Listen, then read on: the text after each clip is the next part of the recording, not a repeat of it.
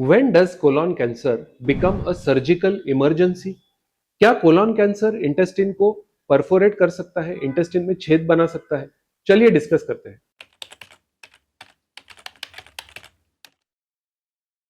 नमस्ते, मैं doctor Aditya Kulkarni, gastro and cancer specialist, OSS clinic Pune में प्रैक्टिस करता हूं और मेरा एरिया ऑफ इंटरेस्ट है डाइजेस्टिव सिस्टम के और पेट में पाए जाने वाले कैंसर्स और उसकी लेप्रोस्कोपिक और रोबोटिक सर्जिकल ट्रीटमेंट। जब हम कोलोन कैंसर की बात करते हैं तो मोस्टली कोलोन कैंसर जो है वो धीरे धीरे बढ़ता है और इसके सिम्टम्स भी धीरे धीरे सडनली नहीं अपियर होते, but over a period of time 2 weeks, 3 weeks, 4 weeks ऐसे अपियर होते हैं।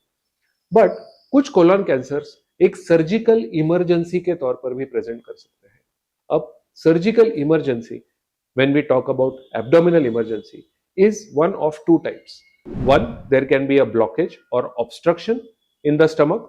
Second, there can be perforation, यानी कि इंटेस्टिन की वॉल को छेद बन जाता है और इंटेस्टिन के अंदर के जितने भी कंटेंट्स हैं, स्टूल है, इंटेस्टिनल जूसेस है, फ्लूइड्स है, ये पेट में फैल के पूरा का पूरा इंफेक्शन जो है वो पेट में कर सकते हैं। This is a true surgical emergency which अगर इसको ट्रीट ना किया जाए वो भी इमरजेंसी में पेशेंट की जान भी जा सकती है। How can colon cancer lead to intestinal perforation? So there are multiple mechanisms. Number one, अगर हम कोलोन कैंसर की नेचुरल हिस्ट्री को अगर हम देखेंगे तो कोलोन कैंसर जो है वो कोलोन के यानी कि इंटेस्टिन के इनर लाइनिंग से स्टार्ट होता है और धीरे धीरे ये बाहर की तरफ जाता है। During this process it can piers through the different layers of the intestine और ये आगे वाले लेयर तक पहुंच सकता है और धीरे धीरे ये जब से इस आउटर लेयर को पेनिट्रेट करता है तो सम रेयर केसेस में it can cause a hole in the intestinal wall और इंटेस्टिन के कंटेंट्स इसमें से लीक आउट हो सकते हैं।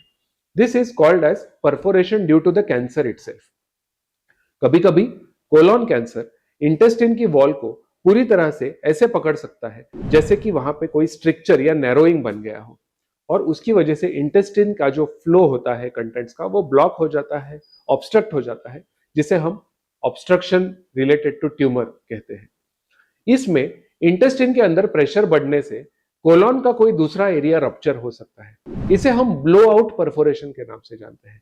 ये ऑब्स्ट्रक्शन और परफोरेशन दोनों का कॉम्बिनेशन माना जाता है। So what are the symptoms of intestinal perforation which can happen due to colon cancer?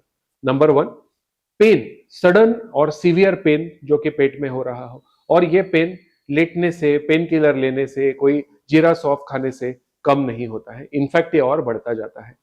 Second, patient की जनरल कंडीशन सडनली डाउन हो जाना, बीपी लो होना, हार्ट रेट हाई होना और पेशेंट तुरंत शॉक में चला जाता है। पेट फूलना, स्टूल या फिर गैस ना पास होना, सडनली वॉमिटिंग हो जाना, मल्टीपल एपिसोड्स या फिर हाई ग्रेड में फीवर आना, ये इस सिचुएशन के कुछ सिम्टम्स और साइंस है। अगर ऐसे सिम्टम्स और साइंस किसी कोलोन कैंसर पेशेंट में हम देखते हैं, ही और she has to be taken to the hospital immediately. There can be no delay, even 1 या 2 घंटे का डिले करने से ये लाइफ थ्रेटनिंग बन सकता है। When such kind of patients come to us in emergency, हम इसको किस प्रकार से मैनेज करते हैं? We take the patient to the ICU, इनको हम सलाइन, आईवी एंटीबायोटिक्स और जरूरत पड़ने पे वेंटिलेटर, ये सारी ट्रीटमेंट प्रोवाइड करते हैं। एज सून एज पॉसिबल हम इस पेशेंट को सर्जरी के लिए लेते हैं। ड्यूरिंग द सर्जरी जो भी इंफेक्शन क्रिएट हो गया है पेट में, इसको अच्छे से वॉश आउट करते हैं और उस कैंसर को असेस करके अगर हम इस कैंसर को पूरी तरह से रिमूव कर सकते हैं, so we try that. But in many cases हम इस कैंसर को पूरी तरह से नहीं निकाल पाते हैं क्योंकि कई बार ये लोकली एडवांस्ड कैंसर होता है। ऐसे सिचुएशन में हम एक टेम्पररी स्टोमा यानी कि टॉयलेट का रास्ता पेट के ऊपर बना देते हैं, जिससे कि आगे जाकर जब पेशेंट की कंडीशन इंप्रूव हो जाती है, हम इस पेशेंट को सेकंड सर्जरी के लिए ले सके या फिर कीमोथेरेपी देके इस ट्यूमर को कंट्रोल कर सके। इंटेस्टिन को रिमूव करने के बाद कई बार नॉर्मल केसेस में जब हम इंटेस्टिन रिमूव करते हैं, we join it back together staple से या स्टिचेस से। बट इन पेशेंट्स में बिकॉज पेट के अंदर इतना सारा इंफेक्शन होता है, हम इसको ज्वाइन कई बार नहीं कर पाते हैं। हमें इसका आइलियोस्टोमी या कोलोस्टोमी, जो कि कई बार टेम्पररी रहता है, वो बनाना पड़ता है और कुछ टाइम के बाद में हम इसको फिर से जोड़ भी सकते हैं। Now, is perforation happening in colon cancer? Does it mean कि ये स्टेज 4 का कैंसर हो गया है?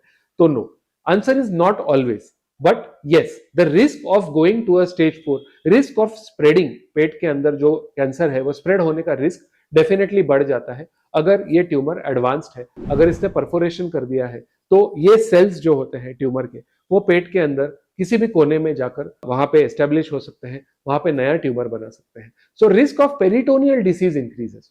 इसी के साथ साथ बिकॉज ये पेशेंट्स सिक होते हैं, इनमें इंफेक्शन होता है, इनकी रिकवरी काफी प्रोलॉन्ग हो जाती है और जब तक इनकी रिकवरी ठीक से नहीं हो जाती, हम कोई भी आगे का ट्रीटमेंट का स्टेप नहीं ले सकते, चाहे वो रेडिएशन हो, चाहे वो सर्जरी हो, चाहे वो कीमोथेरेपी हो, सारी चीजें लगभग कुछ हफ्तों से या कुछ महीनों से डिले हो जाती है।